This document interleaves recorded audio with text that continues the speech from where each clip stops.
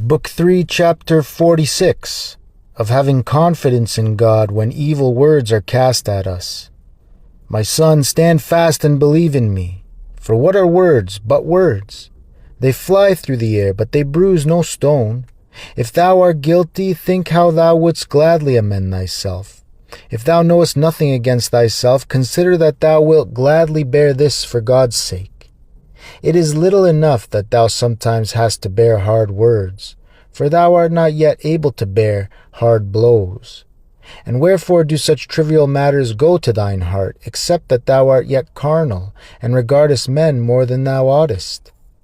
For because thou fearest to be despised, thou art unwilling to be reproved for thy faults, and seekest paltry shelters of excuses. But look better into thyself, and thou shalt know that the world is still alive in thee, and the vain love of pleasing men. For when thou fleest away from being abased and confounded for thy faults, it is plain that thou art neither truly humble nor truly dead to the world, and that the world is not crucified to thee. But hearken to my word, and thou shalt not care for 10,000 words of men. Behold, if all things could be said against thee which the utmost malice could invent, what should it hurt thee if thou wert altogether to let it go, and make no more account of it than of a mote? Could it pluck out a single hair of thy head? But he that hath no heart within him, and hath not God before his eyes, is easily moved by a word of reproach.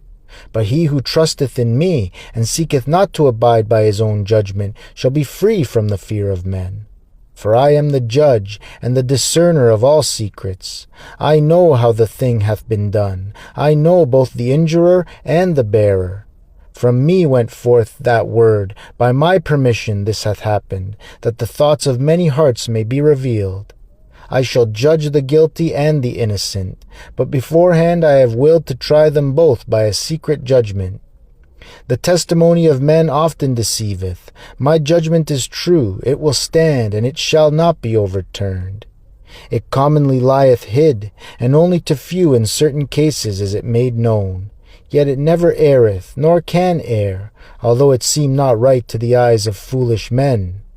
To me, therefore, must men have recourse in all judgment, and must not lean to their opinion. For there shall no evil happen to the just, whatsoever may be sent to him by God. Even though some unjust charge be brought against him, he will care little, nor again will he exult above measure, if through others he be clearly vindicated. For he considereth that I am he who tried the hearts and reins, who judge not outwardly, and according to human appearance. For often in mine eyes that is found blameworthy, which is the judgment of men, is held worthy of praise. O Lord God, O Judge, just, strong, and patient, who knowest the frailty and sinfulness of men, be thou my strength and my whole confidence, for my own conscience sufficeth me not.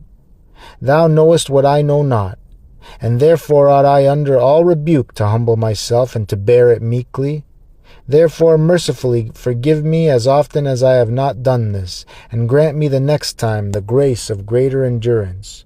For better unto me is thine abundant pity for the attainment of thy pardon, than the righteousness, which I believe myself to have for defense against my conscience, which lieth wait against me. Although I know nothing against myself, yet I am not hereby justified, because if thy mercy were removed away, in thy sight should no man living be justified.